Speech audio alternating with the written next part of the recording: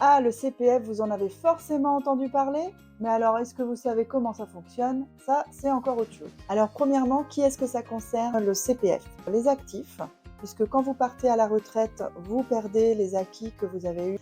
Mais pour les actifs, ça va concerner les gens qui travaillent ou qui ont travaillé, les salariés, mais également les dirigeants. Et ça, ils le savent généralement moins que les salariés.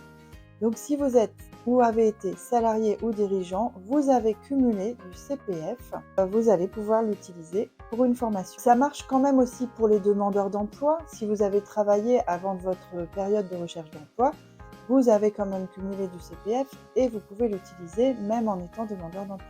Alors concrètement, comment ça fonctionne? Je vais prendre du temps pour vous aider sur le dossier et parfois c'est un petit peu la galère. Une fois qu'on a défini ensemble vos objectifs, le programme de formation, vérifier que ça correspond bien à la formation que vous souhaitez faire et à vos besoins.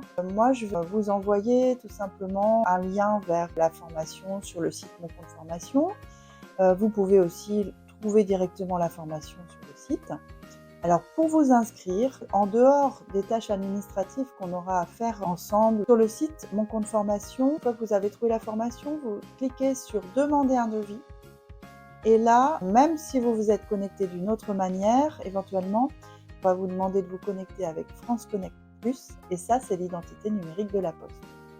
Alors c'est là que c'est un petit peu la galère pour beaucoup de personnes, il y a souvent des bugs. On peut le faire normalement avec l'application directement sur votre smartphone, faire l'identité numérique, mais la plupart du temps, les gens finissent par aller à la poste parce que ça a du mal à fonctionner. Donc ça, c'est vraiment le préalable avant de vouloir vous inscrire. Et pour être dans les délais, c'est créer votre fameuse identité numérique.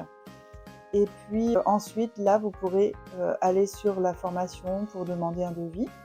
Donc ça, c'est la première étape, mais qui est quand même déjà pas facile. La deuxième étape, c'est que moi, je vais recevoir le dossier. Je vais modifier éventuellement, par exemple, rajouter les dates ou ajuster la durée, le programme, des choses comme ça, en fonction de chacun. Je vais ensuite accepter le dossier.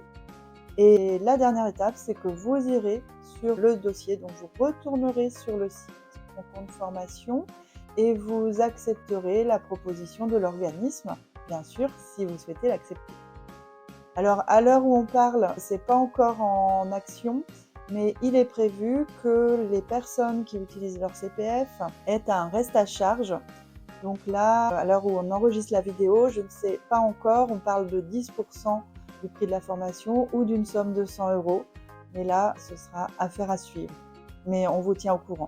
Donc moi, je viens juste à vous dire que je vais vraiment vous accompagner, que je prends le temps au téléphone. Des fois, je reste une demi-heure avec la personne pour lui expliquer tout ça, les démarches.